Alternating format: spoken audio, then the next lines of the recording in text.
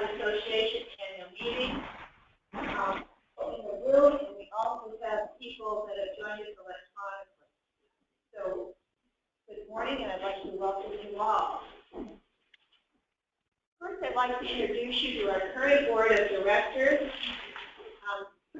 When we look down the line, our vice president is not here, but Joe Hawkins, secretary treasurer, Cam McIntyre, and Dustin Neff. Our sixth member of the board was Kit Adcock, who resigned when she became elected to the village council.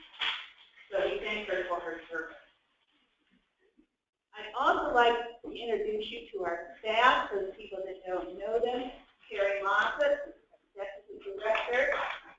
Karen Mosteller, ARC coordinator. Diana Ferris,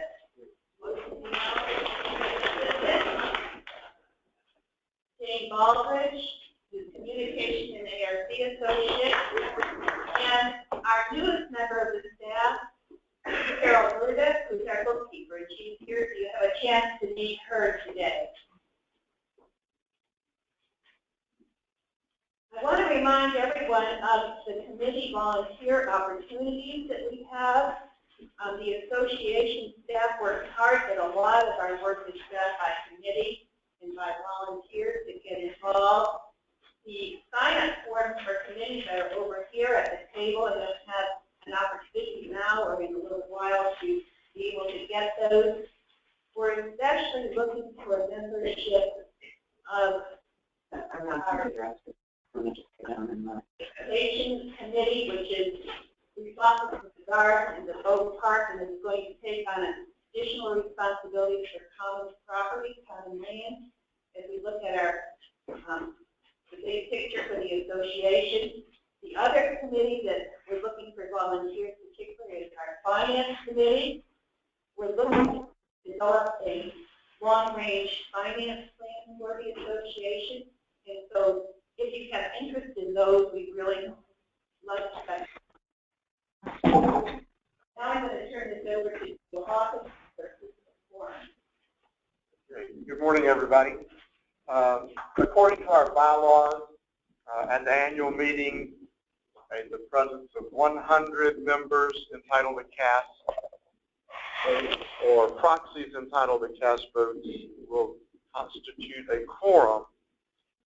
We currently have 224 proxies in hand, representing 305 properties, and that more than satisfies the requirements for a quorum.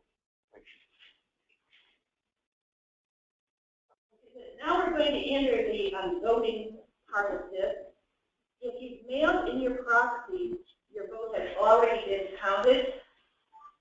If you're voting today at today's meeting on your own behalf, you must fill out a ballot form. You cannot accept the proxy.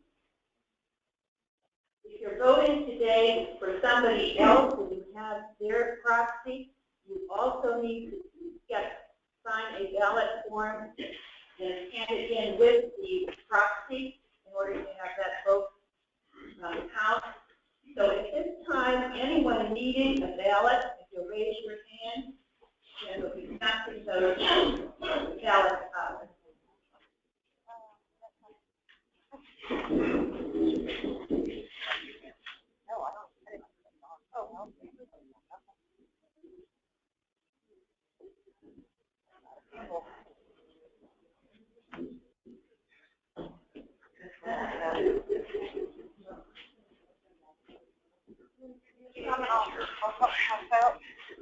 And there's also 3 sub-forms if you'd like to come and have a seat on one for function.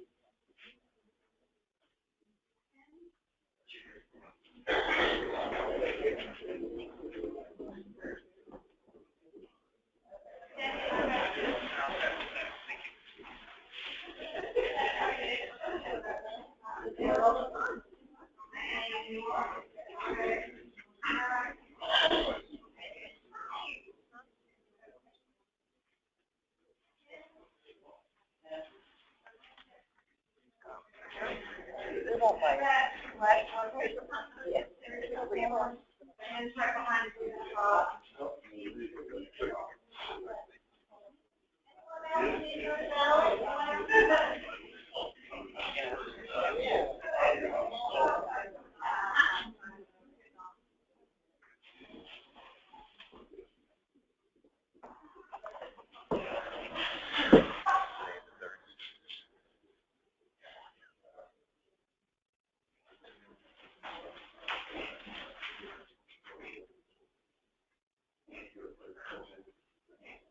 While people are filling out their ballots,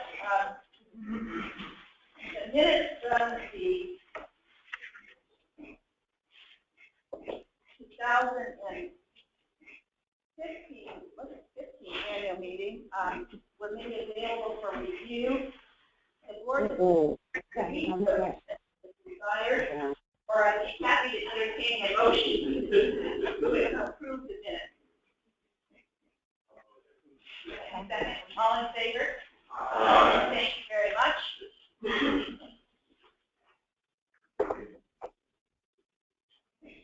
I'd like to recognize the nominating committee. This year's nominating committee was John Alexander, David Getson, John May, Marvin Newworth, and Joe Hawkins as the board liaison.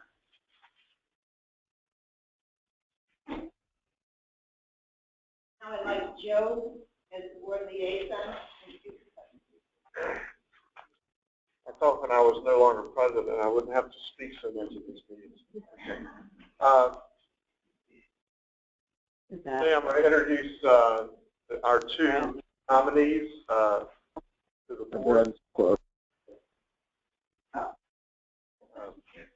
And we've included the long biographical information in the annual review that was mailed out in December, but I wanted to really touch on some of the highlights of our two nominees. The first is John Fisher. John can't be with us today to stand up and be recognized. He has some family business that he had to attend to. John's been around Bald Head for a long time. He's volunteered his time and talents the village chapel, the village council, the Cape Fear region of the Boy Scouts. He retired from UPS, and he owns property in both Stage 1 and Stage 2. His goals for his term, if elected, are long-range development, planning and integration, merger, collaboration with other island associations and governing bodies for a single voice for the island development. Our other nominee is Judy Porter. Judy is currently serving as the president of the association, and she too has contributed her time and talents to numerous island entities and activities, including the Conservancy, the village, Old Baldy, the club, and of course the association. Professionally, she's been an associate professor and department chair of computer systems at Norwood State Technical College, and was the lead instructor at Cape Fear Community College, and software engineer at Perkin Elmer, working on their atomic absorption spectrometer project, which makes her much more smarter than I am. Her goals for the second term are going to be to work with the Long Range Planning Committee in establishing a direction and vision for the future of the association, and redefining the duties of the committees to better match the needs of the association. So those are your nominees. Okay, I'm going to call now for the close of the election. The color committee is Diana Sarah and Cathcart and Terry Moffitt. We'll now select the ballot.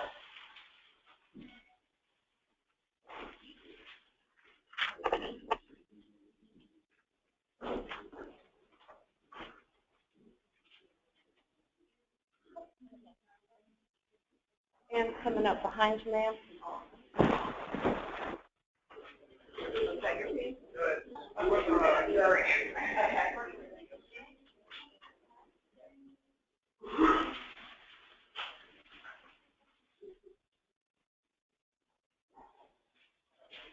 Any more ballots? Okay, there's still some here. There's one behind you, Terry. There's one way over in the corner.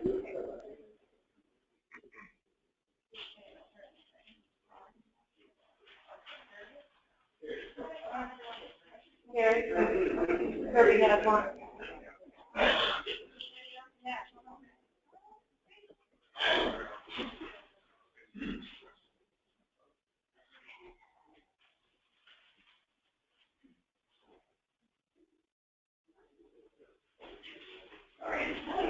Are there any additional ballots that we have not collected?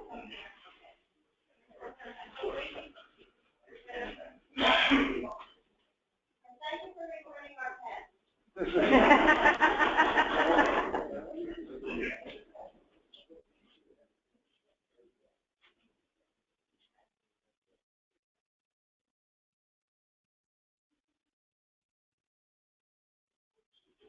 Any more ballots? Then the election is closed at this time. I want to just give you an overview of the past year for the association. The difference in the pictures from early on until recently. We have a total of 1,456 properties within stage 1. Of these, 880 are built on. Just to give you an idea of where we are in the total number of people that we serve. What does the staff do every day? You look, you come into this building, and as you know, we have 3 full-time and 2 part-time staff. They help the property owners navigate the ins and outs of property ownership on Balsett Island. They news, what's happening, and other information in a timely manner. They provide keys for property owners to their service providers, and James put a little slide of that up. You can see that the shot is called app. They maintain archives of plans and paint colors over 30 years and 84 drawers of house plans. They attend island entity meetings to keep property owners abreast of island goings on and advocate for off-island property owners. So, what did we do this year? Well, one of our things is we created a new boat park. We worked with the village to move the dog park to its current location. Hosted the Red Cross Blood Drive.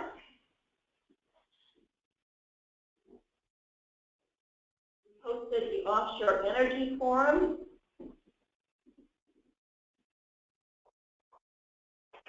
Hosted the Rome Public Wind Energy Forum. We supported the island events such as Wounded Warrior Weekend, the Chamber of Commerce Bluefish Bonanza, Old Baldy Christmas Tree Auction, the Service Picnic, and the Village Chapel Easter Service, among others. We hosted 2 very successful island service provider events, where service providers met with islanders needing their services. And one of our main tasks has been dealing with architectural review. We held 12 ARC meetings, reviewing 137 subscriptions. A major task was completed this year in finishing the update of the design guidelines. We supplied countless paint code requests. We started an archival process with the 30 years of plans where we're cleaning drawers and sending copies to the cloud so we have a backup on those things.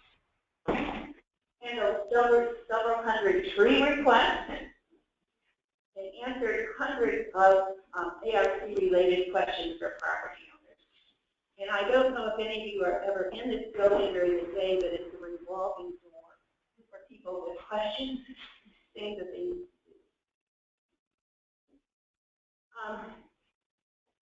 The association also educated us, entertained us, and made us more fit. We held countless yoga, Pilates, CPR, AEC training, and card-making classes. We reinstated Monday potluck dinners. We hosted Tai Chi classes, hosted a pink fashion show, hosted IT classes, Island Treasures, a book signing. We have mahjong players every week, and a veterinary clinic that comes a couple times. We took our membership informed. We sent 52 weekly e-blasts, along with, as you know, during floods and things like this, many updates on a daily basis. We published and printed 12 months of the Isla report at a cost reduction this year of 75%, thanks to Jane's hard work. We created over 50 activity posters, increased our Facebook following to over 442 likes, and increased our website visits to over 9,500 page reviews in 1 year.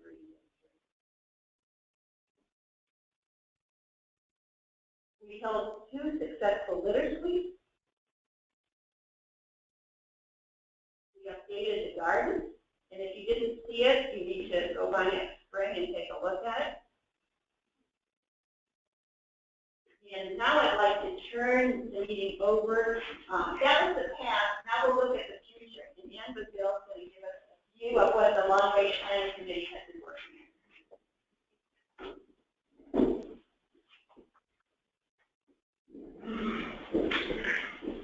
Well, good morning. Am I right?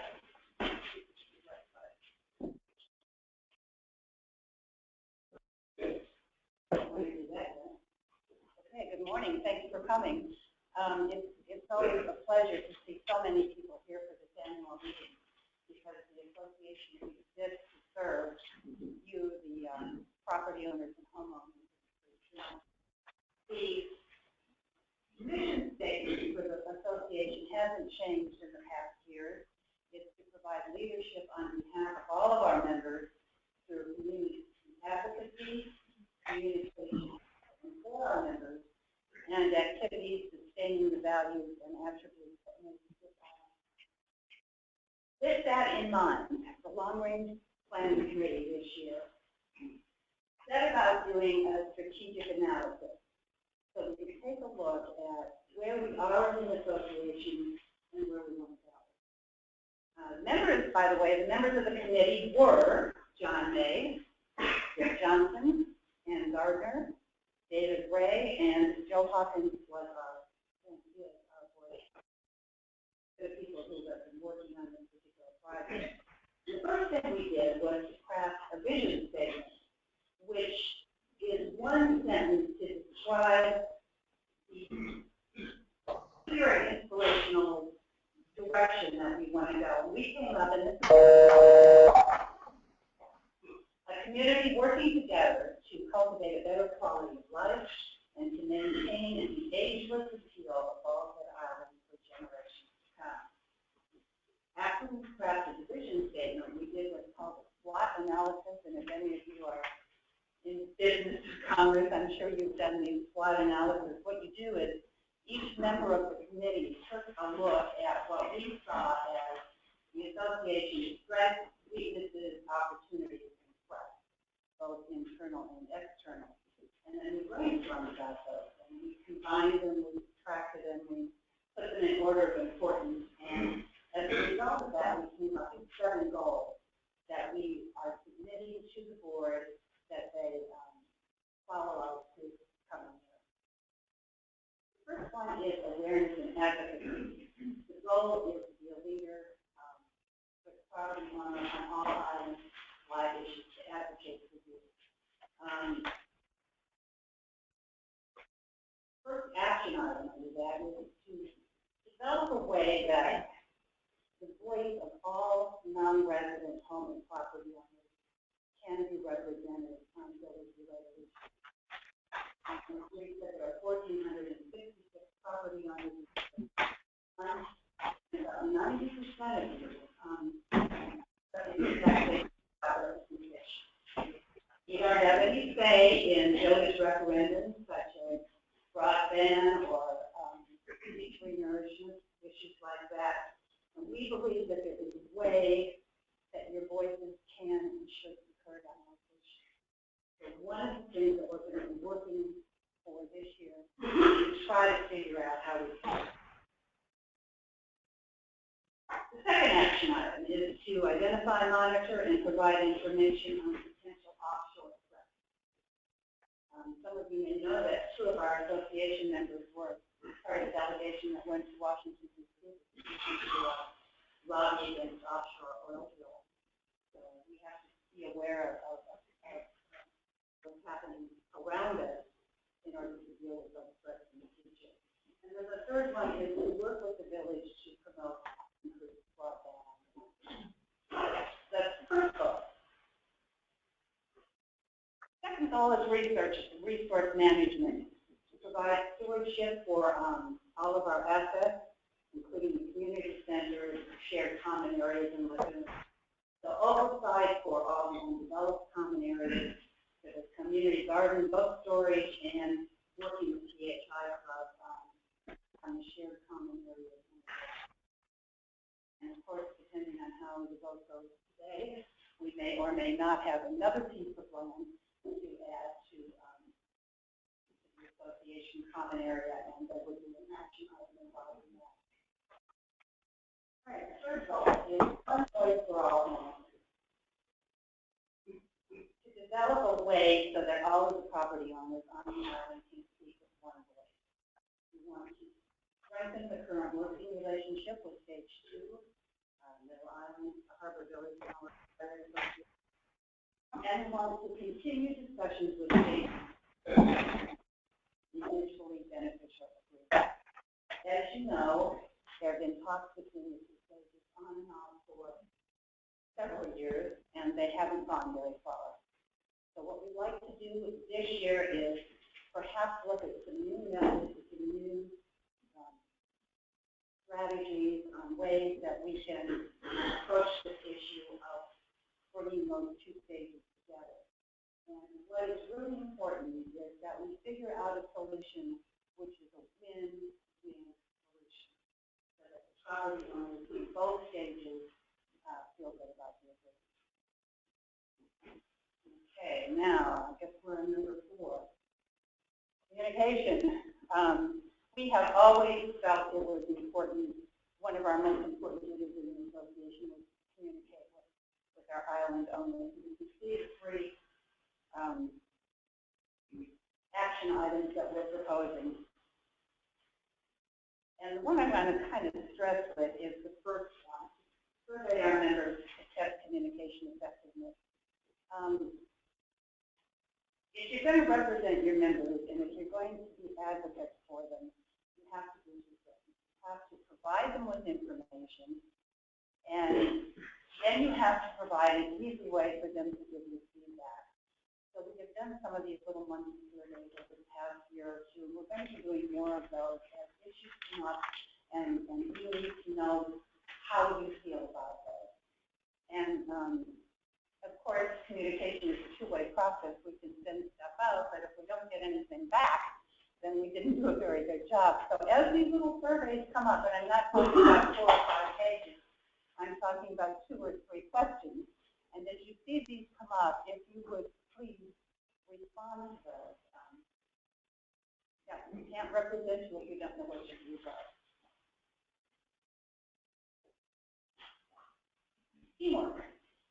We want to proactively work with other island entities on island-wide issues. Developing a plan to synchronize the strategic plans of all the groups. We have a strategic action plan. The club has one. The village has one. Wouldn't it be nice if we could all sort of dovetail those so we can all be heading in the same direction? We'd like to increase our cooperation with the other entities on island-wide problems and what we call high-season issues, where the island takes on a different look. We see how we can best deal with those. And then also work with the other village entities in improving and coordinating recreational activities. The club, of course, is the primary provider of recreation on the island, but not every property owner is a member of the club. So we need ways to complement and supplement club activities. And the village has, as an entity, has the opportunity to apply for grants to Parks and Recreation. So all of the Association of Recreation clubs and the other entities that we serve through the Lighthouse can all work together, hopefully, to for your benefit to increase recreational activity. Two more. Environmental stewardship, to provide leadership and guidance on environmental practices. The association has always encouraged energy efficient and environmentally friendly building practices. And we'd like to push now to go a little bit further to actively encourage the use of green technology and remodeling or new construction on the island. So this will involve providing information on energy efficient technology so people know what's possible and what's feasible if they plan to rebuild or remodel. We'll be holding a series of information sessions on some of the new green technologies throughout the year. One of them will be on the use of solar panels. Many of our homes get lots of sunshine, and there are ways now to use that sunshine to provide and store energy. And as we move forward, of course, we'll be updating the design, the ARC design guidelines so that we can include the new energy technology. And the last goal is long-term planning and strategy. We've been working, as I told you, this year to develop long-term goals and action plans and to establish a process to monitor those goals and action plans. That's the important thing. You know, these goals that I'm talking about are not designed to be read at this meeting and then put in a drawer. We're hoping that each of the goals, as you notice, has some action plans, and we're hoping that each of those action plans will have an owner, somebody who will be responsible for moving that particular action plan forward. And throughout the year, the Long Range Planning Committee will be working with these people, asking for updates. We don't make any progress in establishing goals if, number one, you don't have somebody accountable, and number two, you don't have deadlines. So hopefully at this time next year, we will be back and we will be able to say to you, because we have put these goals into an action plan, that we have fulfilled those, we've achieved them. And then the last thing I'd like to say is, there's a lot there, isn't there? If any of you are interested in any of these projects, and I'm not saying, you know, you may not feel like you have the time to join a committee, but maybe one of these things that we're going to be working on grabs your attention, maybe it's monitoring offshore oil drilling or helping with solar energy. If one of those things is of interest to you, we would love to have your help. So if you are interested, contact me or Judy or Carrie or any of the members of the board. Thank you for your attention.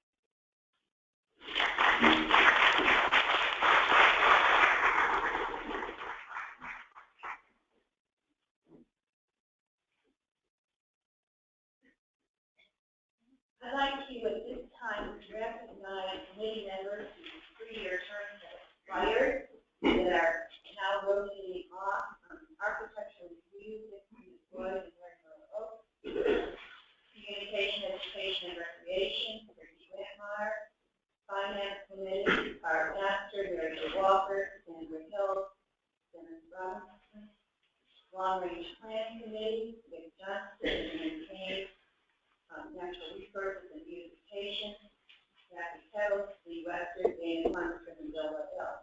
So you can see from this, there are a couple of committees who really need some help. What we're going to do now is take a very brief break. If people need coffee, there are more chairs for the next part of the meeting. After this, we're going to go into the entities. Organizational entities, so in 2 or 3 minutes, you will be back in your seat, but get some coffee, find a chair. Your neighbors, hello, here. We decided this year to do away with the dreaded gong, but I put a music in now to get everybody back to their seats. they know how long they'll have to speak. Karen is sitting right here, so she can easily let you know when your 1 minute time and that type of thing is up. We'll be having a presentation in this order, and so Technology, okay, so Joyce Fulton, the leader, Director of Communications from BHA Annual Meeting, will be our first speaker. We have asked for additional time, and trust me when I tell you I had no prior coordination with Ann about the themes of our message and communication this morning, but I think that you'll find that we are on a similar wavelength. Good morning, everyone. Good morning. And starting with the theme of long-range planning, most of the organizations on the island do engage in long-range planning for the future of their organization. Long-range planning has also been a joint function of the various organizations for a very long time. I'm not going to ask A's in here, but I would bet that there's some folks that remember these things. Perhaps not the earliest plan, but certainly one of the first, was the 1994 long-range plan, which does provide an interesting island history and a clear desire to plan for the future needs of the island. Many of you may recall the 1997 plan. It was called Vision 2010, developed by the Village Multi-Association Limited and the Conservancy, with a goal to focus on vision, strategies, and action plans to shape the future of the island. This plan prioritized initiatives and proposed plans for execution of those initiatives. Included in the list of objectives was an advanced full-service medical facility, fire protection initiatives, and enhanced public safety infrastructure. Not all of these initiatives were accomplished in the interim years, but it was recognized, and this is really the key point, that various organizations is a necessity for collaboration if you want to accomplish a meaningful island-wide initiative. So beginning in 2010, I began to hear a phrase frequently, 25, 50, 100-year plan. Now this was from Limited's new CEO. When describing various operations or proposed concepts within Limited, most of us frequently heard the CEO's response. And I can't imitate Chad Paul, I'm sorry, but we need to make sure that what we're doing is the 25, 50, 100-year plan for the island.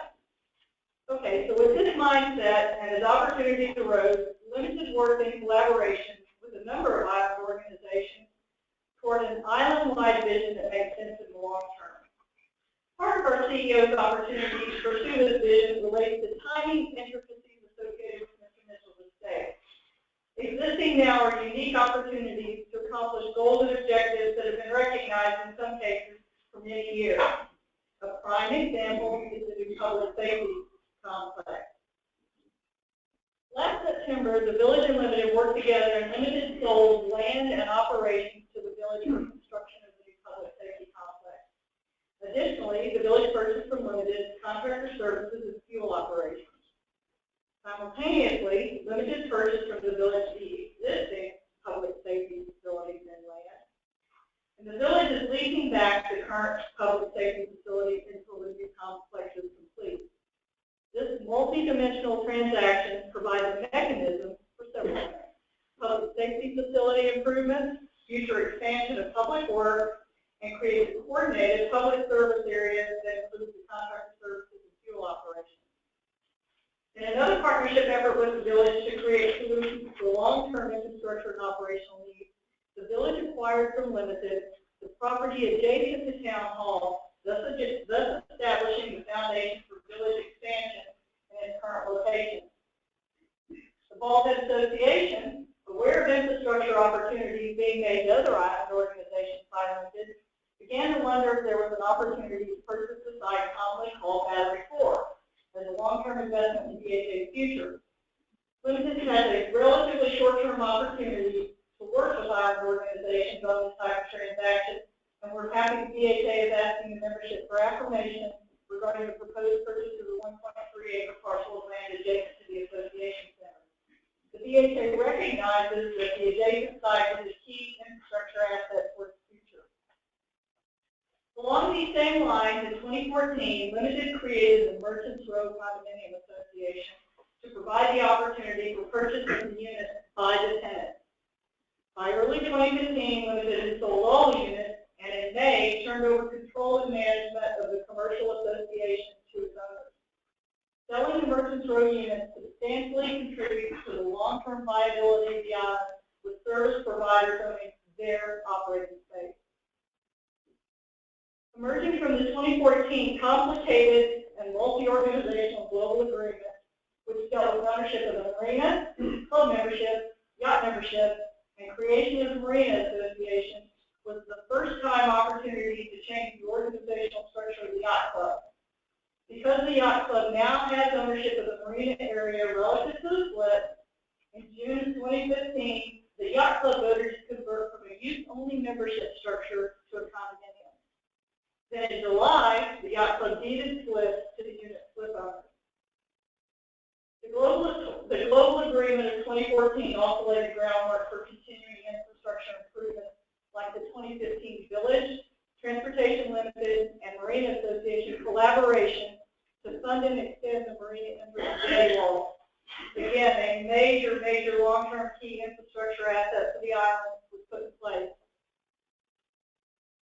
In addition to the focus on long-term infrastructure solutions, Limited pursued a renewed real estate effort in 2015 with the release of the Southern Living Inspired Community at Cape Station.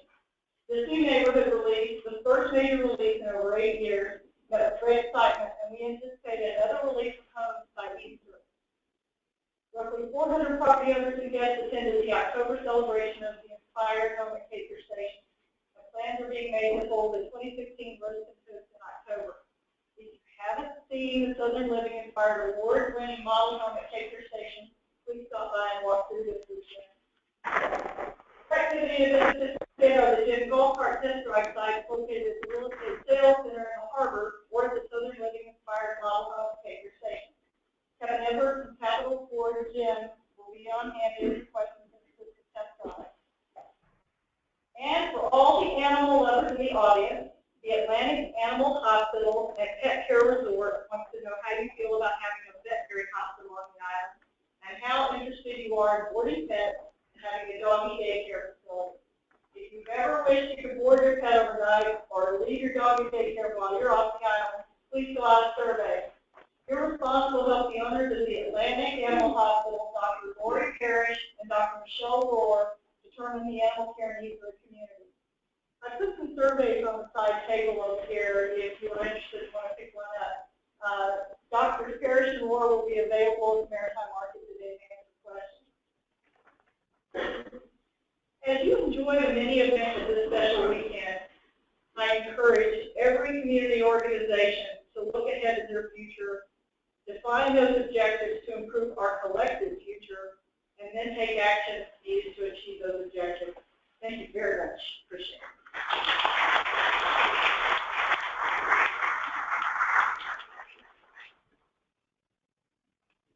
Thank you very much, Joyce. Maybe we could have a copy of that survey to put online for our membership. Next will be Chris Webb, President of the Old Baldy Foundation. Morning. How's everybody? I am listed as the president of the Old Baldy Foundation, and I've been working for the last 2 years as the interim executive director. At the January 20th board meeting, I submitted my resignation as president. That said, the board placed me as the permanent executive director. So I'm here for you. And that will be effective immediately. The board is reviewing everything and will be electing a new slate of officers, but in the interim, Kim Gottschall has agreed to step in as the acting president for the short term. She doesn't want to be president. I don't know why. Unfortunately, I wasn't here last year. I had to make a last-minute cancellation. So I'm really grateful to be able to be here this year. So I'm going to kind of try to put 2014 and 15 together in one night. We had a very successful 2015. We saw total admissions of 24,000 visitors, which was about the same number as 2014. 2014, we did increase the admission cost for adults to $6 because the state of North Carolina imposed a sales tax on not-for-profit admissions. So in order to pay that 6.75%, we had to find a way, so we charged adults more. In 2015, we had a fairly successful pirate weekend. As many of you know, the board has made the decision to discontinue the pirate themed weekend. It's going to be replaced by the National Lighthouse Day celebration, which is August 6th and 7th. It'll be a 2-day event held at the Ovaltine Lighthouse. We intend to concentrate our resources on expanding some of our current fundraising events and adding some new ones. In 2015, we took over the 4th of July park parade from Bald Head Island Limited, and we also took over the Maritime Classic 5K 10K. We partnered with the Bald Head Island Club this year to expand and improve the Light Up the Holidays party, and we had over 40 trees at the auction. It was very successful. So we want to thank everybody that decorated trees this year for us. This year's quilt, which Maryland Midway is selling raffle tickets for, is called the Light for All Seasons. If you haven't seen it, the club has graciously offered to display it for us, so it's been in their lobby for quite some time. The winner is going to be announced tonight at the Smith Island Social. I want to thank Marilyn and all the Ovaltine quilters who work tirelessly week after week. They're very dedicated to their craft and to the foundation. So thank you, Marilyn. They do have a Facebook page, which is Ovaltine Quilters. You can watch the progress of the new quilt. Our Lighthouse Learners Fund is expanding. We were able to bring 440 school children to the island in 2015, which is about 50% more than we did in 2014. We began to seriously solicit private donations, and we had 2 substantial donations last year in addition to a grant from the Outer Banks Lighthouse Society. This allowed us to almost 100% subsidize all 440 of those children, which is a very expensive proposition when you're bringing 100 and some kids and their chaperones over. So we hope to expand this in the future because our mission is to make Ovaltine accessible to all school children, and we have a lot of affordable options for groups that contact us.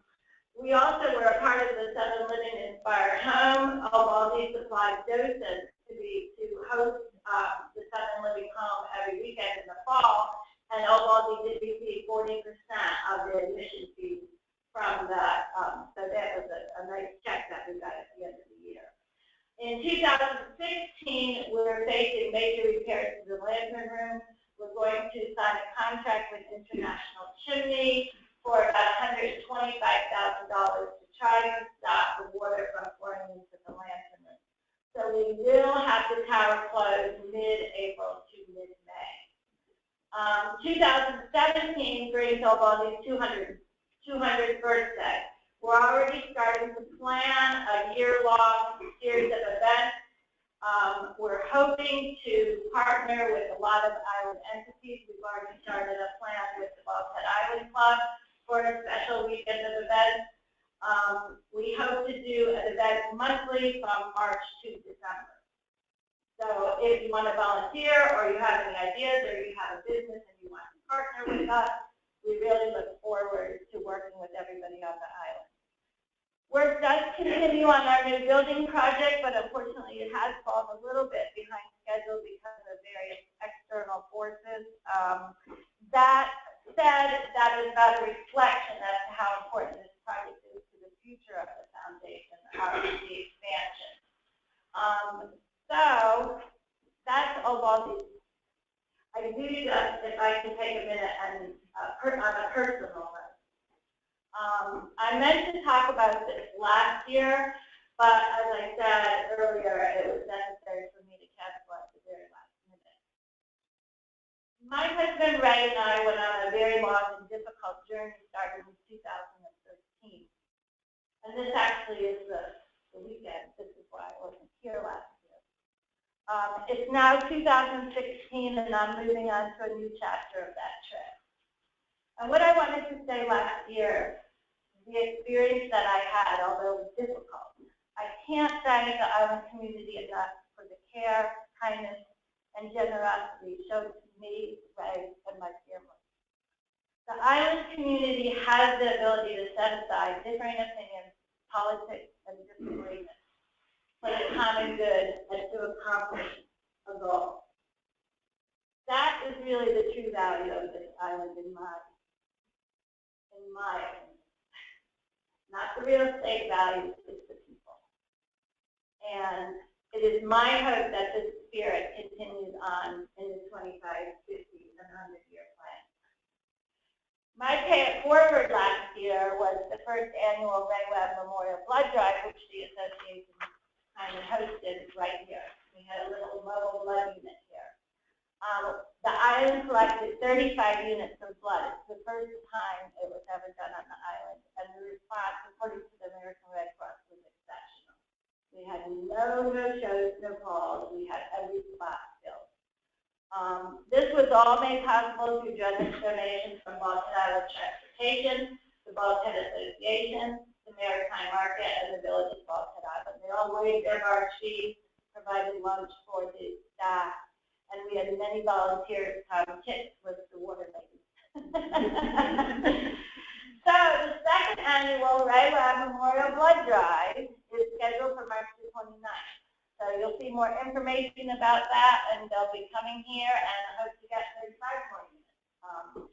It was pretty amazing. I know when Ray was sick, he used over 14 units of blood from the American Red Cross, and nobody ever asked to repay it. So this is my way to pay it forward with all your help. So, thank you. Thank you.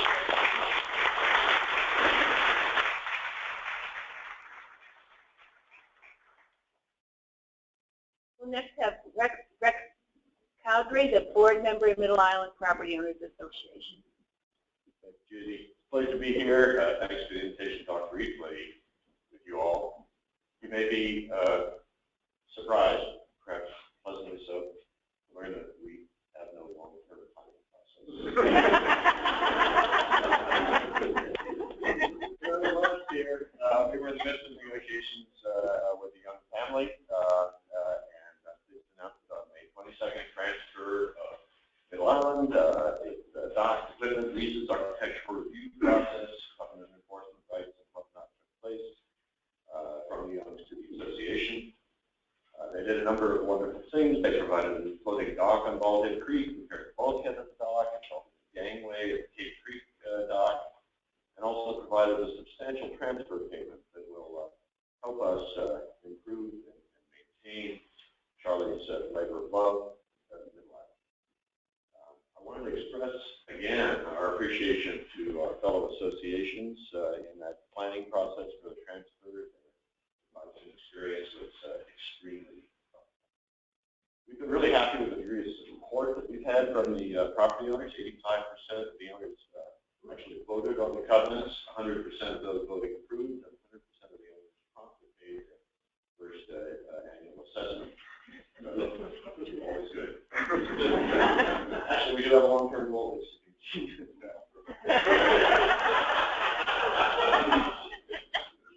So one of the other parts of the agreement was that we have to repair the roads in Middle Island. So last week we began a $350,000 project to repair the gravel roads. Through mid-February, Heritage Hauling will be hauling some 1,500 tons of aggregate base source onto Middle Island. And then Barnhill Contracting will be scarifying roads and shaping them, placing new gravel, compacting the roadway.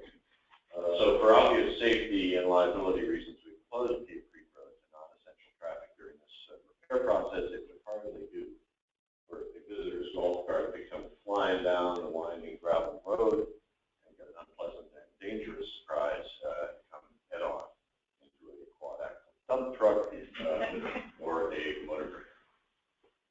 We really appreciate our relationship with the Conservancy. As you know, the Conservancy has a number of parcels out on Middle Island, including sanctuary. Deed restrictions that the Youngs established closed the sanctuary except for visits accompanied by either a property owner or a conservancy. The conservancy tours give a great opportunity to experience Middle Island and actually learn something about the flora and fauna. And they'll continue except when the road is closed to all traffic in certain sections during the road reconstruction. Speaking of which, we really appreciate the help that we've gotten from the village in this process, particularly Crystal Falls, utilities, public safety, public works. Coming as I do from Washington, D.C., the experience has been a pleasant contrast.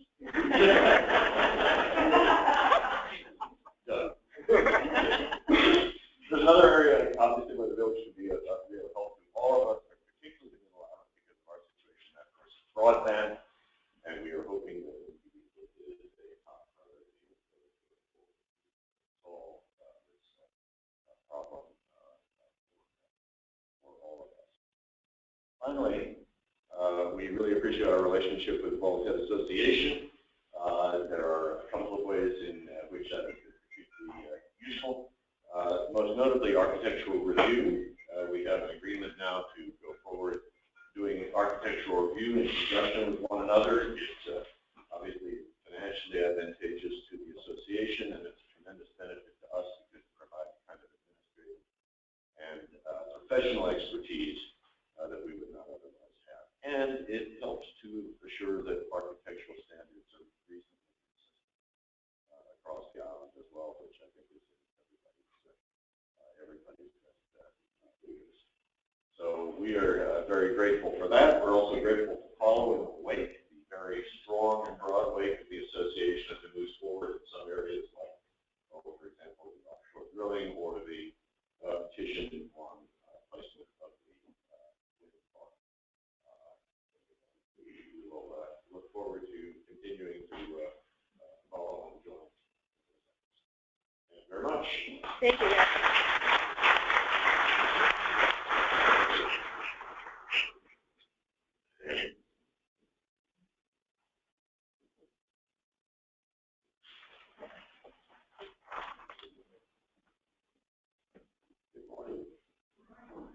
I'm not Dick Johnson. Dick is over in Africa playing with the animals there. He asked me to fill in for him to report our activities at the chapel this past year. I'm going to read most of his comments here because they're personal.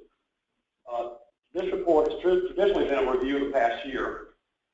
This will be that brief review, but also a look forward. A look to the next year and possibly the next 30 years.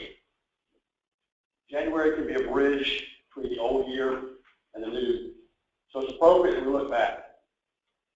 It was also that 2016 can bridge between the first 30 years of our wonderful chapel and the next 30 years. 30 years ago, this coming Easter weekend, ground was broken for our wonderful place of worship. 30 years before Easter weekend of 2017, the first service was held at the chapel.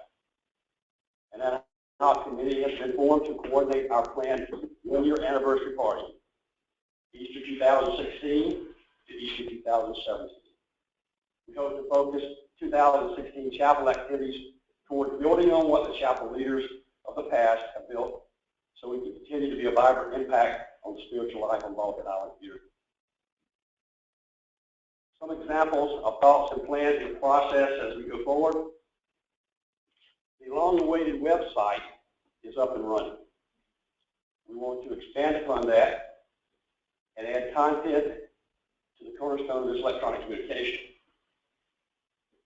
We're going to be implementing a new audio-visual system, a 70-inch high-definition TV quality audio system to be installed in this building. These would feed from the Bald Head Island Chapel for high-demand services, including Easter, memorial services, weddings, etc. The board has agreed for this use, and we will be able to use the equipment as appropriate. We also welcome Catholic services in our chapel. The priests are available.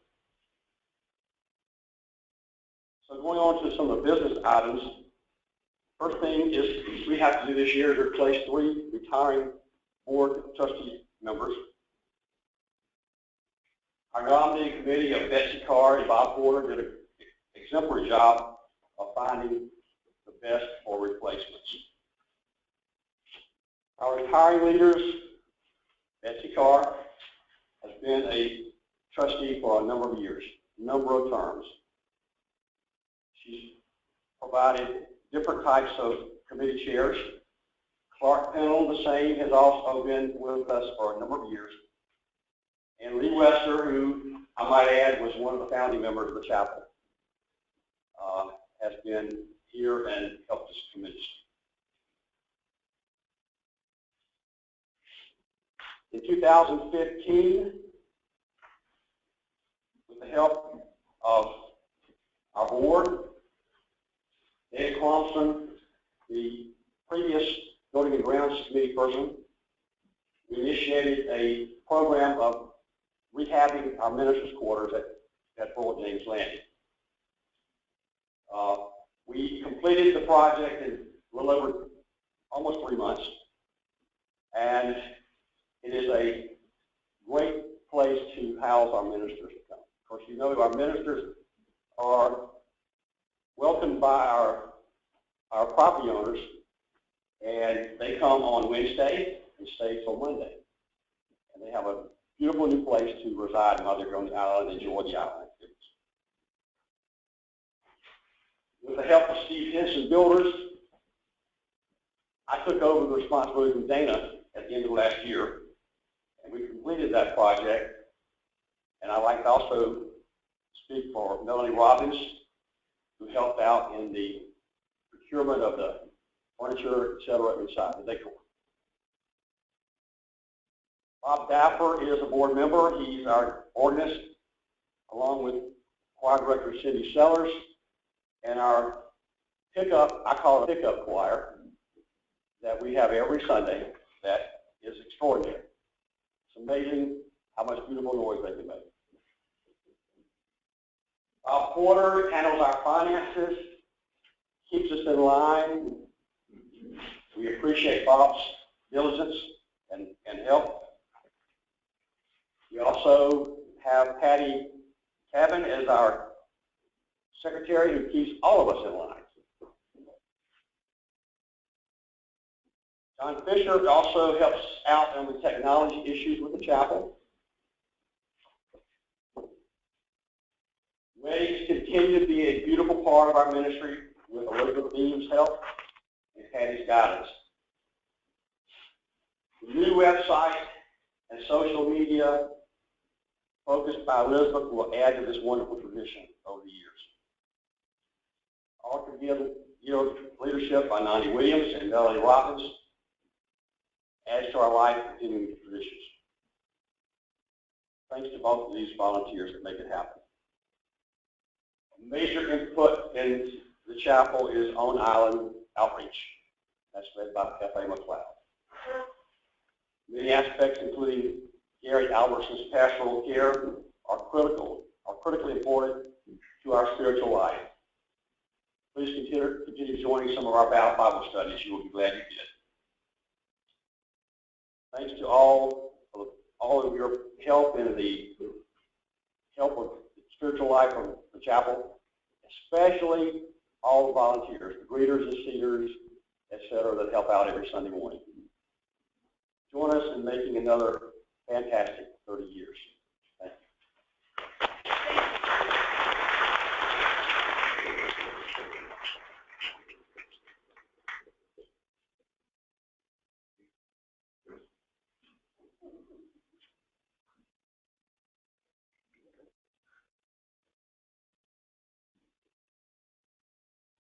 Good morning.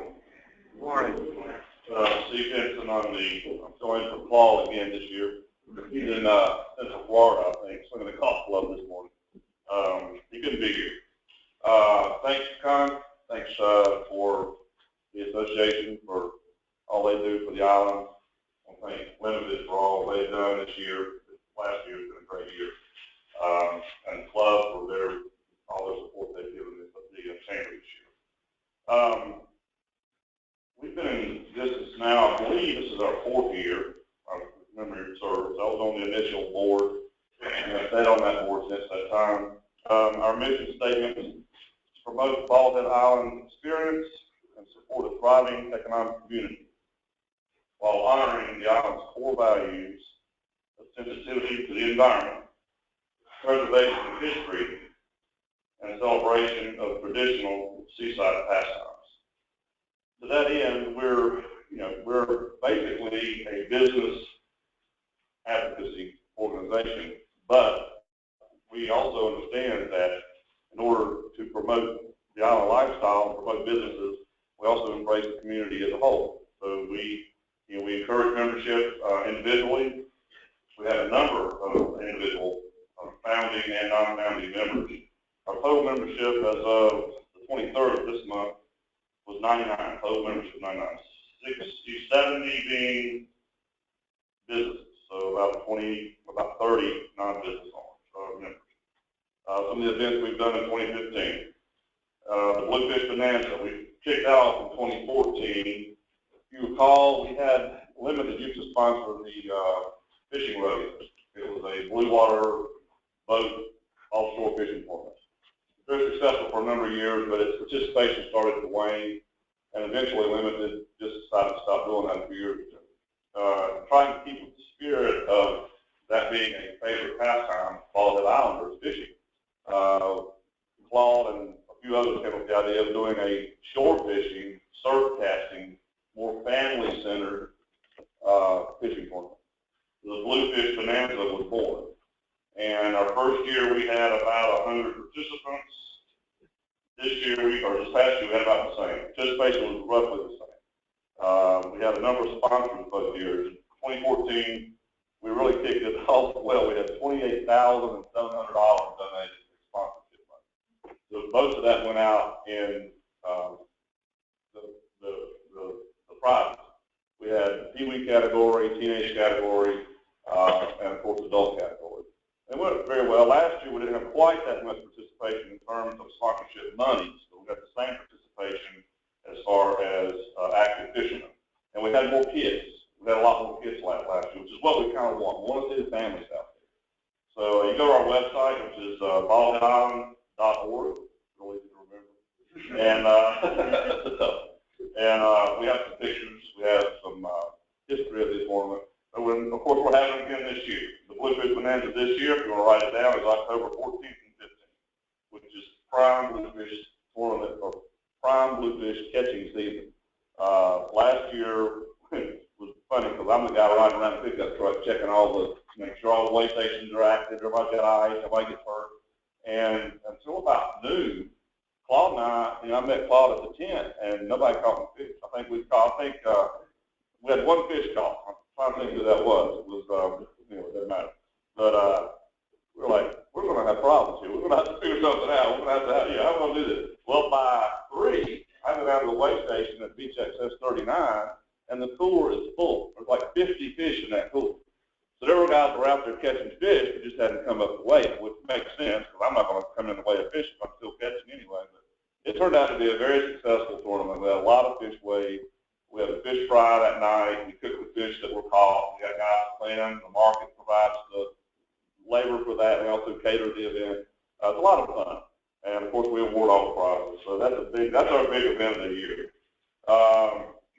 We're not a partner with them, but we were one of the initial,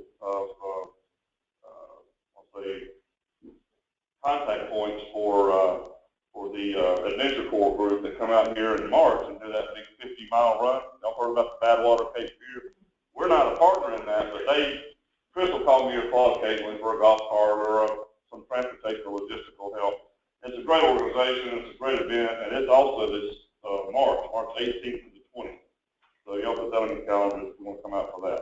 But I'll try to close up here. I know I can talk all day. We have a locator map. We're doing that now. If you want to buy, any businesses want to buy a spot on that map for $350, go to the website or call Sherry. Her phone number is on the website. Sherry Hardison is our business manager. She does all this stuff. She got all this ready for me.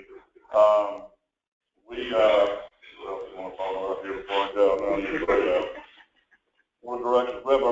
Directors meeting and our social, which is March 18th at the BHA Club. It's free to members. It's a small fee for non-members. Of course, we're going to try to get you up a membership if you show up.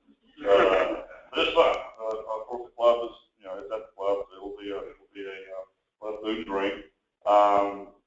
It's March 18th, which happens to be the same weekend as the Badwater Cape Beer Race. So you can come out that weekend and come to our event and watch the guys run 50 miles, which blows me away. We also have an Easter egg hunt. This year, we're sponsoring it. It's going to be on Saturday, March 26th. It's down, I believe it's down at the Commons area, down at Cape Beer Station, I think. But it'll be on the website. You'll hear more about that. We also do the Halloween Trail. As of 2014, we took that over. So we're doing a Halloween for the haunted trail every year now. A couple other things on here about my time's up. So I just want to thank Sherry. I want to thank the club, the association again, and Limited, and specifically Chrissy Golder. I don't see Chrissy here today. She has been wonderful to work with and help us with our marketing and our website and all that. Our meeting is the second Thursday of every month at 11 a.m. upstairs in this building. Anyone on the island, if you're here, if you want to come, you're welcome to come to me. They're open meetings. Thank you very much.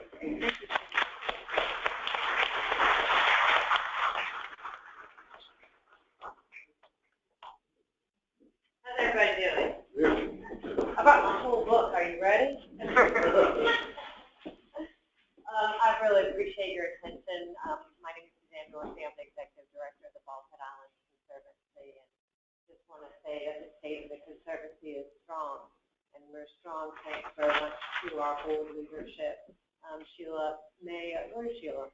She's working on our meeting. Our booth here for another year this year. Melanie Robbins, is Melanie here? Melanie is chairing our Smith Island Land Trust. So thanks to strong board leadership, strong organizational structure, we're doing great in the Conservancy. And I just want to take a few minutes for those of you that don't know what we do every day at the Conservancy, fill you in a little bit about how your support is put to your to support your vision of living in harmony with nature. We educate 20,000 stewards of the environment every year through our formal education program. 10,000 additional stewards are touched through our informal programs, our turtle trot, our excavation program. So altogether, 30,000 people leave this island knowing a little bit better how to live in harmony with nature. And I think that's always been one of our proudest accomplishments. And I thank you for having that ethic and that value of what here is important and making sure that people leave understanding that and maybe come back and buy property and really buy into it. I think that's an incredible gift that you give to the world. And we're so grateful to be a part of that. Some more practical things. We support the village of Bald Head Island this year especially. We supported them by mitigating the impact of building the terminal groin during our summer season. So because the Conservancy is permitted to work with endangered species, we were able to relocate sea turtles and help the village manage that terminal groin construction. And we're happy to do that. We're happy to provide those services for you, our community. We work with both the sea turtles and our shorebirds, so we were able to protect against those, and that allowed that construction to proceed as well as it did. Something you may not have known about it is that we worked with our fellow environmental nonprofit, Coastal Fed. We wanted to make sure that the Coastal Fed didn't stand in opposition to bald head terminal groins. They are in opposition to terminal groins up and down the coast of North Carolina. So over the years, we've been working with the Coastal Fed, talking to them quietly and consistently about why this terminal groin might be different and why this terminal groin didn't need their opposition, particularly their opposition in a lawsuit. And we're pleased that over the years, the Coastal Fed, while they may not have supported it, they certainly didn't stand in our way. So I think that was a great outcome, and again, a great use of your resources. Other things you may not know, we go out on over 200 wildlife calls. As recent as yesterday, or the day before yesterday, an injured pelican.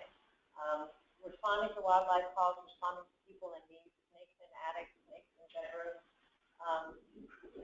You name it. We've got somebody who's excited to come out and help you.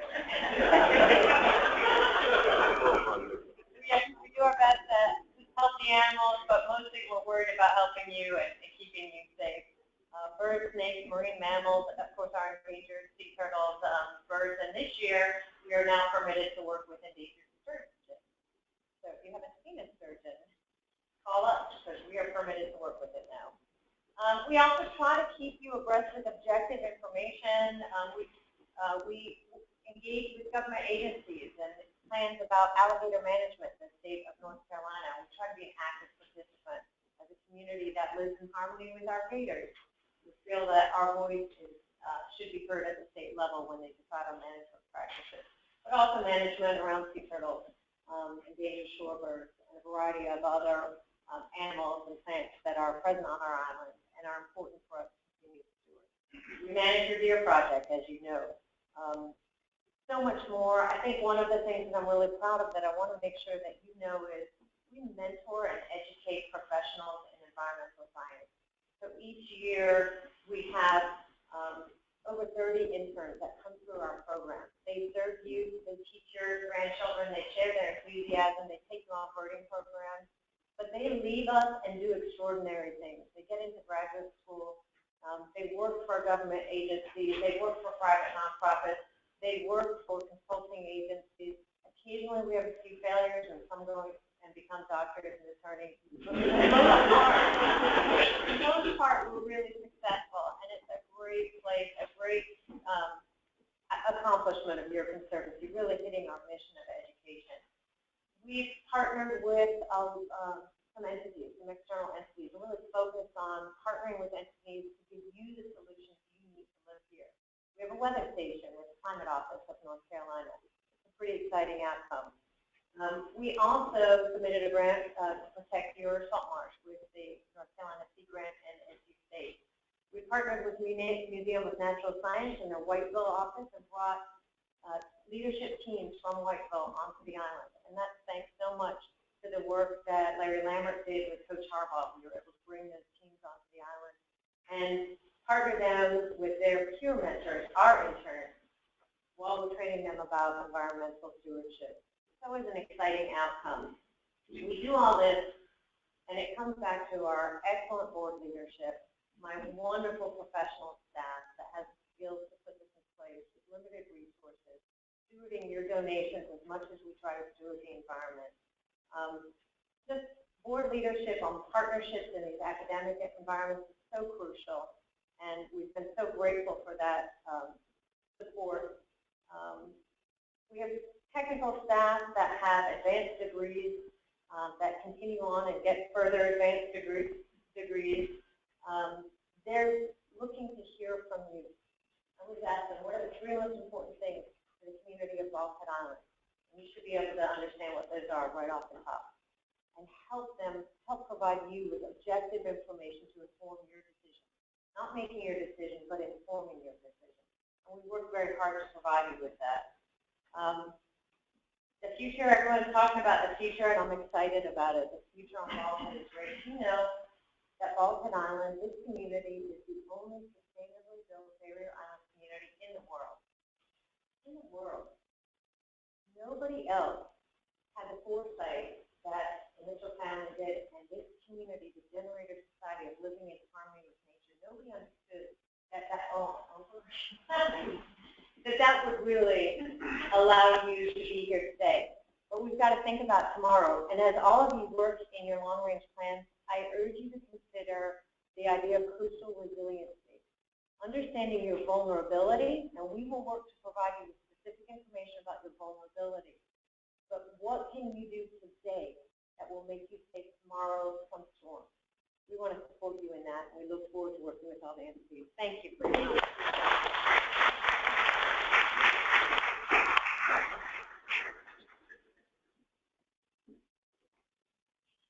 Good morning. It says right up there, President Stage 2 Association. I'm happy to tell you that as of yesterday, I am a past president. Stage 2 has elected 2 new board members, Alan Briggs and Robert Drumheller. Alan is the new Stage 2 president, and Robert is the new Stage 2 treasurer. Ricky Grantmeyer will continue as vice president, and Jennifer Russell will continue as secretary and ARC liaison. I'd like to thank the BHA for all the help and advice they've given me in the past 3 years. The entire staff has been generous with advice, encouragement, and occasionally with commiseration. I'd also like to thank the village for their help and cooperation. Stage 2 still has more to accomplish, but the village has been instrumental in Stage 2's ability to deal with some of the association assets that will be better owned or maintained by the village than by Stage 2. Lastly, I'd like to thank BHA Annual Meeting. They created Stage 2, they let us go, and since then they've been very supportive. 2016 is the 4th year of the Stage 2 ARC contract with the BHA. Thanks to Karen and Jane, both ARCs are running like clockwork. This has turned out to be a fabulous collaboration between the BHA and Stage 2. In the next few weeks, Stage 2 will build a new bridge at Palmetto Cove. Later this year, the bridge and the road will be paved and deeded to the village. This couldn't have happened without village cooperation and support, particularly because CAMA won't give an association a permit. They'll only give it to the village. Stage 2 is also making slow but steady progress in turning alley maintenance over to the village. This is a long, slow process. But last year, a deed of easement was agreed upon, and Stage 2 is working on collecting signatures and upgrading alleys to get them ready to turn over to the village. Our first alley is almost ready. In a couple of weeks, Stage 2 will open an on-island office for the first time on Merchants Road. Initially, it will be staffed on Mondays and Fridays by a newly hired CAM's customer service person, Charlie Cameron. The goal of the office is to better serve the needs of the membership. Charlie will be working with our CAM's manager, Lisa Compton. As Stage 2 develops into a well-run association, the possibility of merger is still on our minds. During the past year, I participated in a committee with 3 BHA members, Kip Adcock, Larry Lambert, and Tom Schick. Our goal was to research the idea of merger with a positive eye as to how it could be done. A number of years ago, a BHA committee looked at merger. That committee approached the idea of merger by comparing the 2 sets of documents from the 2 organizations with the belief that in order to merge, it would be necessary to merge those documents and create 1 set of covenants and 1 set of guidelines. The comparison was not an easy task, and the creation of an entirely new set of documents would negate several important things in existing covenants that are grandfathered relative to state law. At the time, it didn't make sense to go further, and the BHA board rejected merger.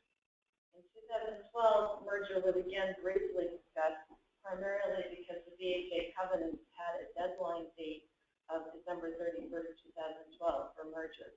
At the time, Stage 2 property owners had just taken over the board. The BHA board voted against merger with the complete agreement of the brand new Stage 2 board. There simply wasn't time to do anything about merger by the end of 2012. Since then, since those 2 BHA board votes against merger, the situation has changed. The 2015 committee's research identified the following. Legally, the 2 organizations can be merged while keeping separate covenants and separate design guidelines with no loss of grandfathering from the state. This can be done by creating a new joint set of bylaws, a merger agreement that spells out how everything will work, and a few changes to each set of covenants referring to the merged organization. Initially, dues will probably not decrease, but over time, economies of scale will reduce the possibility of increases and should ultimately produce savings for everyone. Functionally, the basis of the new organization would be everything that the BHA already does so well today. A merger would create an entity that represents all property owners on the island. Currently, there's no such organization. Many second homeowners who can't vote in village elections feel that the village doesn't adequately represent them. I believe that a merged HOA is the answer for providing an organization best able to address the needs of all owners on the island. The 2015 committee has done as much work on merger as we feel can be done by this group. What needs to happen next is set up one or two joint H2 and BHA committees to delve into details. Our committee last year tried to deal with the big picture, and next you need to dig down into the weeds. Now is not the time for either board to vote for or against merger. It's time to vote in favor of taking the next step in the process to figure out whether merger is the right thing to do for the island. For the BHA, an organization that's been in existence for a long time, I guess something like 30 years, approaching a merged organization will be a change, and many of us are adverse to change. But the truth of the matter is the Balkan Islands, along with the rest of the world, is changing around us all the time. What most of us in both associations want is the ability to have a voice about how BHI changes. It's time that merger be considered seriously enough that if the answer is yes, merger happens, or if the answer is no, we put the issue to bed and once and for all. Thank you. Thank you, Patricia.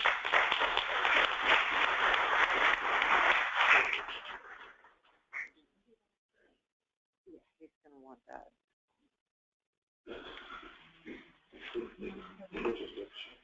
This side.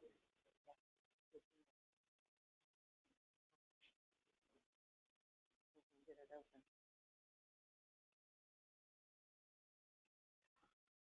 Starting with my PowerPoint, I'd like to thank the BHA again for having us.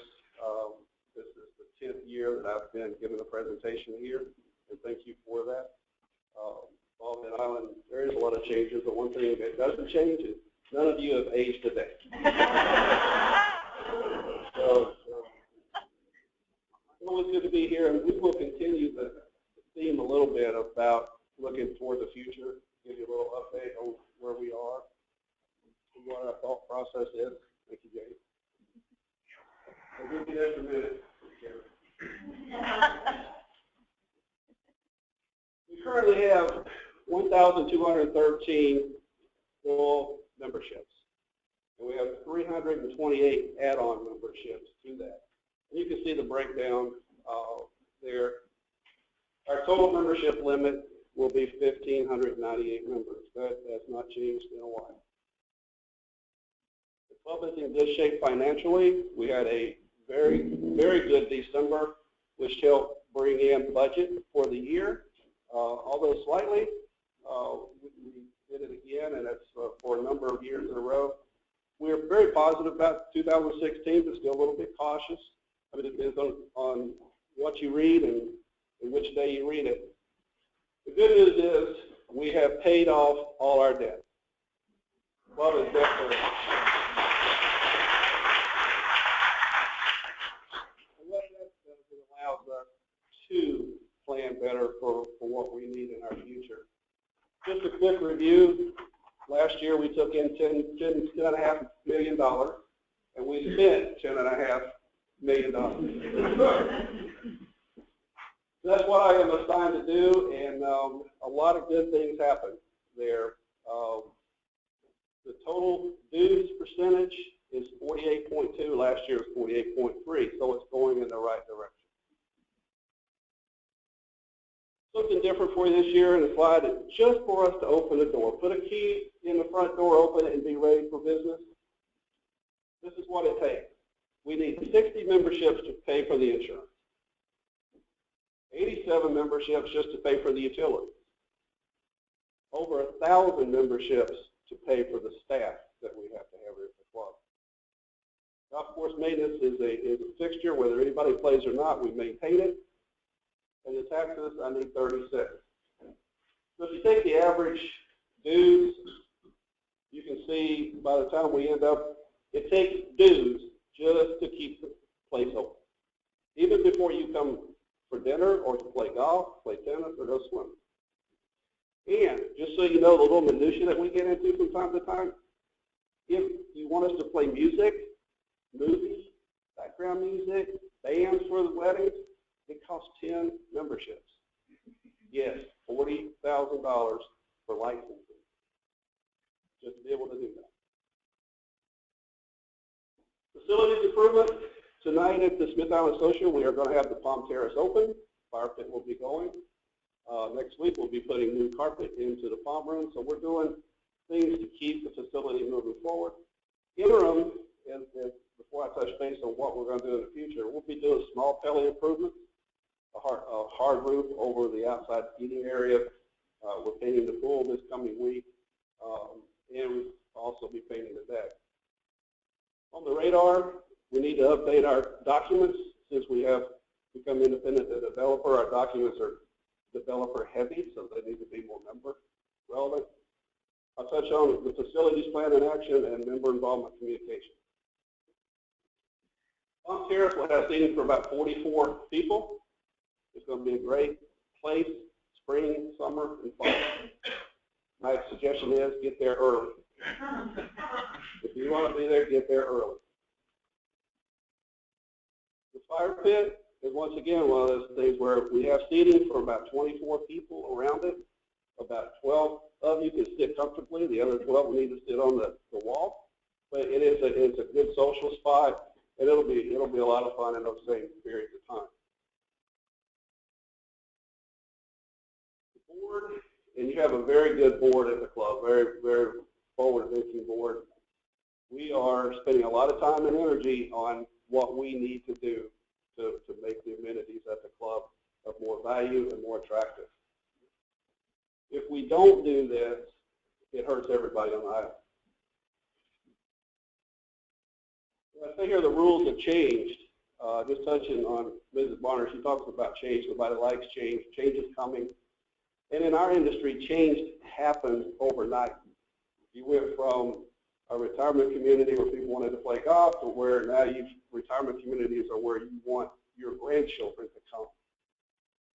So there's a big difference, and that's what we have to do. I know now that I'm a grandfather, nothing makes me happier than for them to come to my house, right? So I want to do everything I can for them to say, let's go, Pop. In the old days, clubs were luxury, now it's value. It was programmed, now it's spontaneous.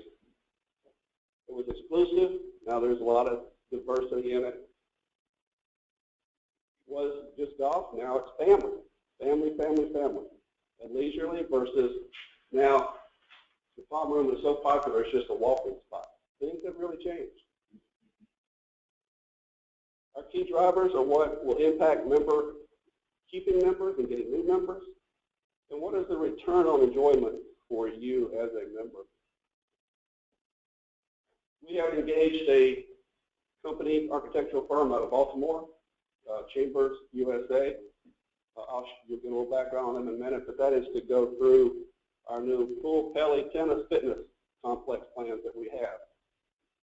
We're well into that stage, and we hope to be able to present something to you at our annual meeting in September. The overall site plan, I'm not going to go through all of it, but it's to improve the arrival, how the club looks when you get there, what we have to offer, bigger, better. Pool site will have a lap pool, a recreational pool, an adult pool, more shade, more places to sit, bigger. A real nice resort style that you see at a lot of other places.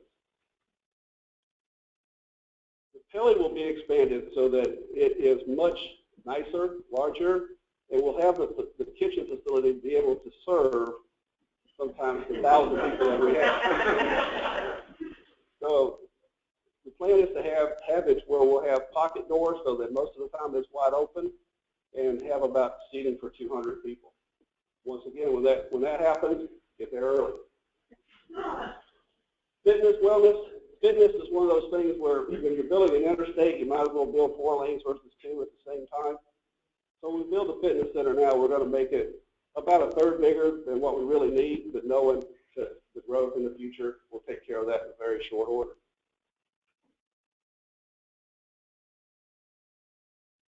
We have no locker rooms at the club now. We're contemplating doing that, making some adjustments to the golf building. The board was foresighted enough to give the architect a white piece of paper, a white board, if you would, that tell us what you think. And the firm that we got they're real solid. They've been in business for a long time. They've done 900 clubs. Some of you know Chambers from clubs that you probably have been associated with in other places. What got my attention with Chambers was in 2010 when they did the renovation at Charlotte Country Club. If you've been to Charlotte Country Club, you know what they're capable of doing. And so far, we're very pleased. You see, they do well. They win a lot of awards for what they do, and we're looking forward to working with them. When we talk about updating the documents, we are well down the road on doing that. We've had a great ad hoc committee put together that went through these line by line. I can tell you, we know them pretty well. And there's a lot of different colors on that, so we can make some adjustments. But you'll be pleased with the new documents, and you'll get a chance to comment on them, and you'll get a chance to vote on them at our annual meeting in August. At least that's our goal. The village has received their permit, and Mayor may talk about this later, but the village has received their permit for to produce reuse irrigation quality water. That water will be going to our irrigation pond. We will be distributing that to the golf course. Once again, the right thing to do environmentally.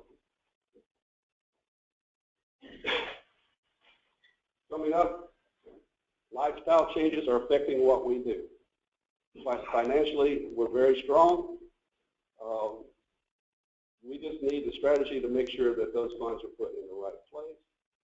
And we need those facilities so that we can house what you're asking us to provide you and what will be beneficial to you when you go to sell your house in the future. Thank you again for having us.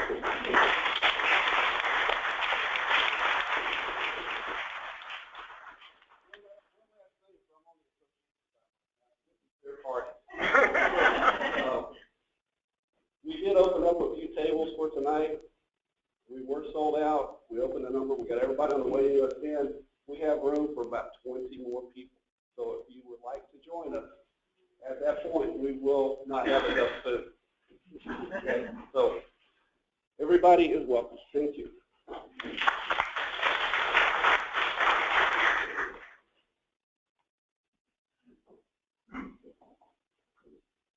Hi, I'm Andy Sayre, Mayor of Fulton Island. Greetings and thanks for your patience. Fortitude. The association has graciously allowed me to take some questions at the end of my short talk, so please fire away. I'm pleased to report that your village is in a sound financial position. We have approximately $5.8 million in our general fund, 1.3 in the utility fund, and 3.7 in the beach fund. We have paid off the debt on the 09 private beach project and also the loan on the purchase of the land across the street for a future village hall. Present debt includes $8.4 million for the terminal drawing project, marina jetty extensions, and the various sand projects. $4 million for the utility purchase improvements, and $1 million for the purchase of the contractor truck. But perhaps the best news is that there are presently 21 houses under construction, with another dozen or so in the design and permitting pipeline, all adding to the viability and vibrancy of our island. We should all be proud of the projects that have come to fruition in the past year. Some have been multi-year efforts. The construction of the terminal drawing and jetty extensions was accomplished on budget and somewhat on schedule, and both are performing as expected. The Island Parcel Center and Post Office expansion came online, and like many communities, we continue to search for the best way to handle the ever-changing world of mail and parcel post. We have finally contracted for construction of improvements to wastewater treatment, including plant and piping modifications, making reuse quality effluent available to clubs for irrigation, as Robert just said. A pre-existing well site easement through Baldhead Woods was reconfigured and painstakingly re-permitted and improved for transfer from limited to the village. This accomplishment, coupled with the reuse quality effluent, should secure adequate potable water and wastewater discharge capacity well into the future. Last spring, Dozier Hospital in Southport and the village entered into an agreement where Dozier would operate a clinic on island during the peak season.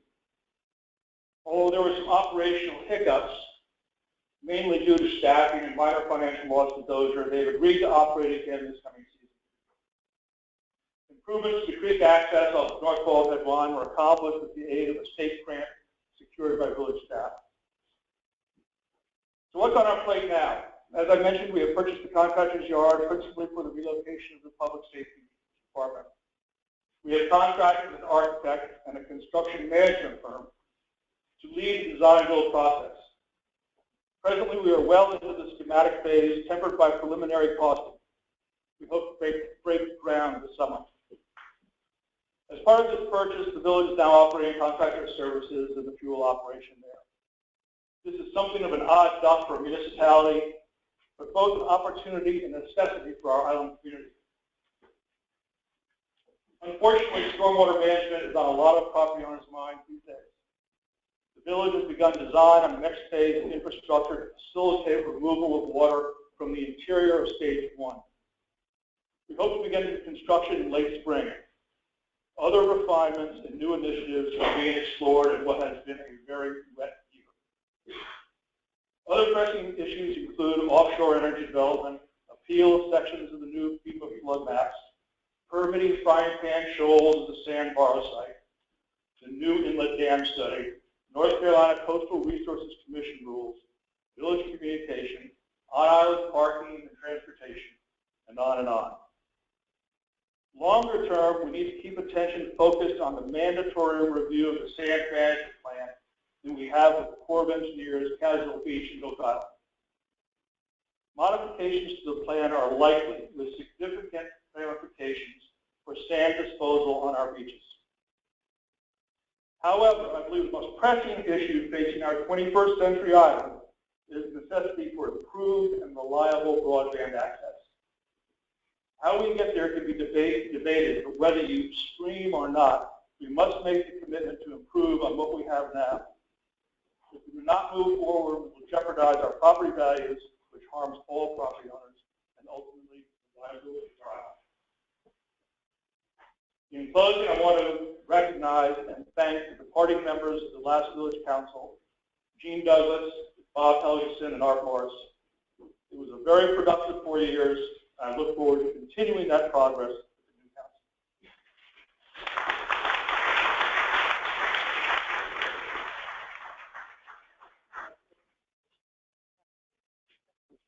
If anyone has questions for Andy or questions for anyone else that spoke, I think, does Carol have the mic? I put the mic up here.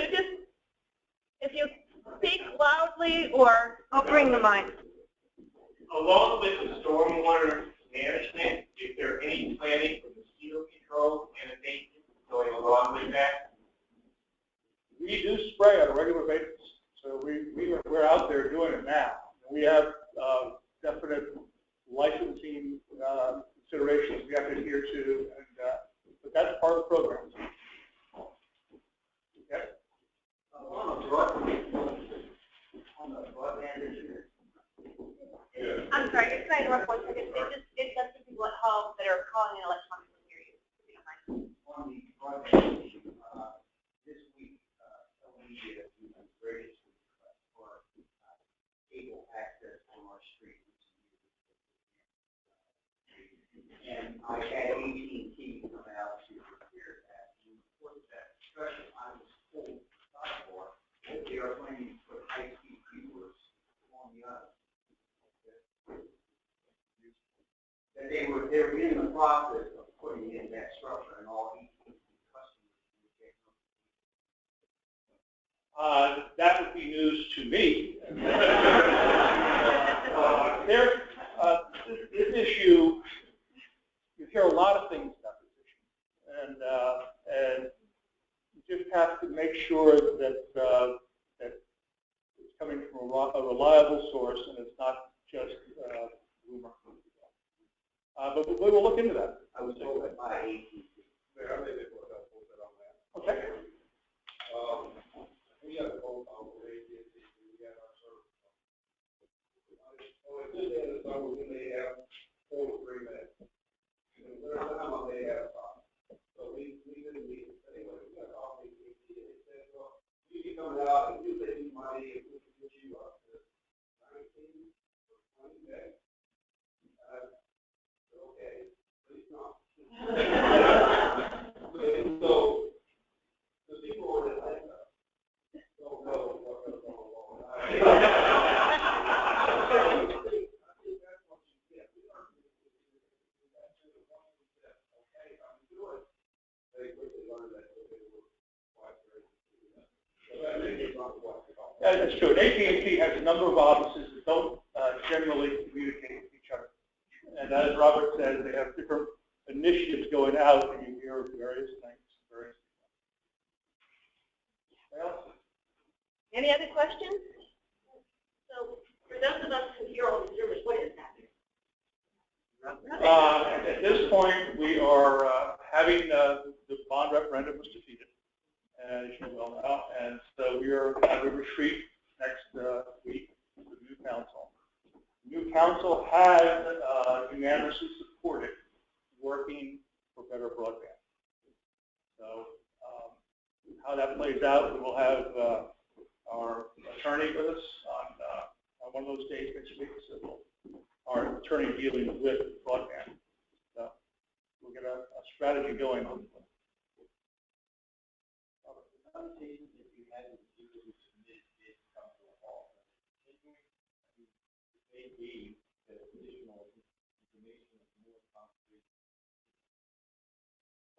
The air was let out of the balloon. I understand that, but it would still be helpful to get something to provide people with more comfort. Well, we were definitely pursuing. We haven't stopped communications with any of the people we talked to. Okay, thank you very much. Thank you.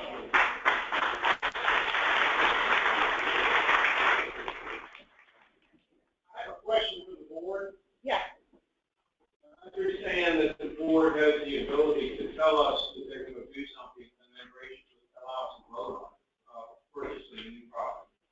And then the assessments were based on a snapshot of 1,446 properties / 880 rooftops. And that assessment will be over 3 years. Will stage 2 be assessed for this new asset we own when they come in? Will unoccupied properties be assessed at a new level when they come in? Because this is an asset the rooftops are buying. No, all of the properties within stage 1 are going to be assessed. Right. One's at one level, one's at another. Right. And as soon as they go to the rooftop, are they assessed at a new level? At the present, there is no agreement with stage 2. There is no merger even on the table. So those questions can't really be asked, but we are working very hard at this time. The board is looking at the fact that stage 1 membership paid for this building asset and looking at imposing fees on other entities that are not paying for the asset.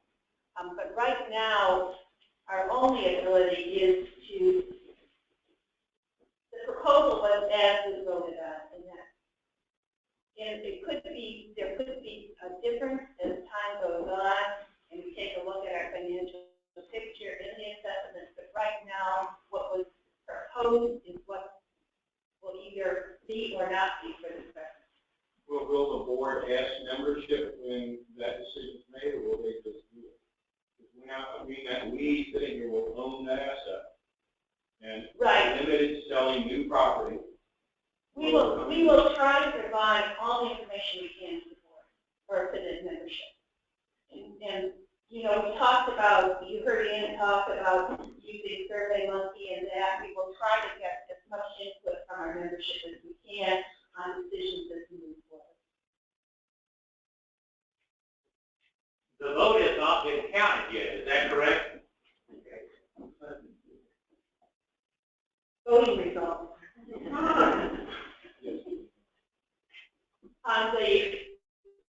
The two members running for the board were reelected unexpectedly.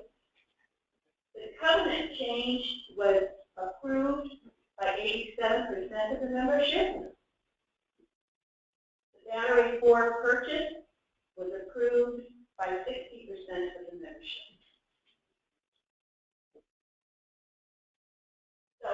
as we move forward, we're going to be looking for a lot of input on that report.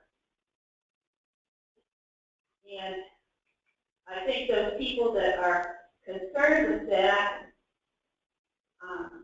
might want to, again, volunteer for the Finance Committee so that they make their voice heard as we move forward on this issue. So that is the result of the vote. And I want to thank everyone that voted, that came out, that expressed their concerns. I know myself and the other members of the board have been fielding questions and things for the past couple of months. I'm feeling a little bit under the gun, but we want to thank you for your support as we move forward on that. The new board of directors will have one new face on the board, John Fisher. The rest of us will be meeting after this meeting for election of officers, appointment of committee liaisons, and appointment of committee members. We can make appointment of committee members throughout the next couple of months if there are people that we have positions open and there are people that think that they would like to do that. We'd like to recognize our departing board member, Kit Adcock. Come up here.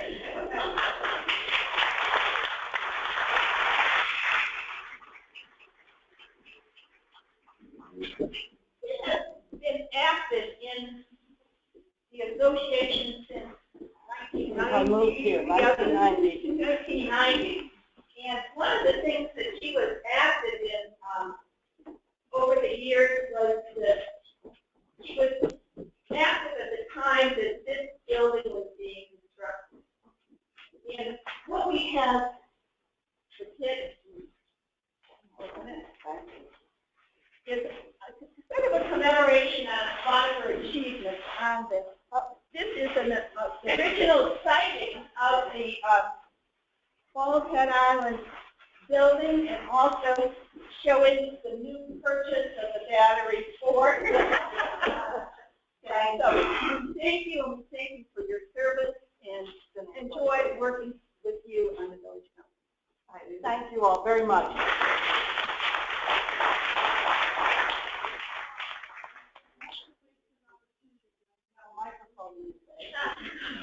And this is off association business. I would really like to encourage all of you to support the Lighthouse Learners Project program at the Lighthouse. This brings a lot of people to this island, and they get a real sense of what it's all about. We've all talked about our concern about the developers, what happens with our ongoing marketing, but this is a way to make a tax-deductible gift, so it has a double whammy, and promote the island to people who are genuinely interested in this type of community.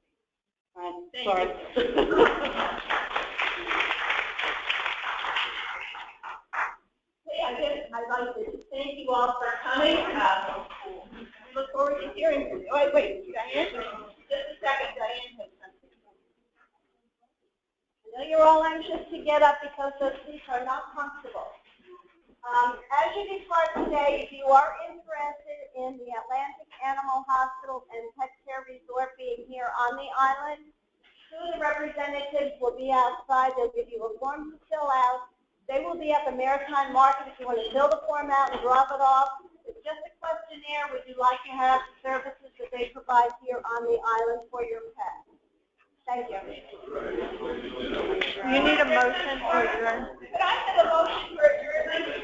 All in favor? Aye. Hey, that was a loud affirmation. Well, I like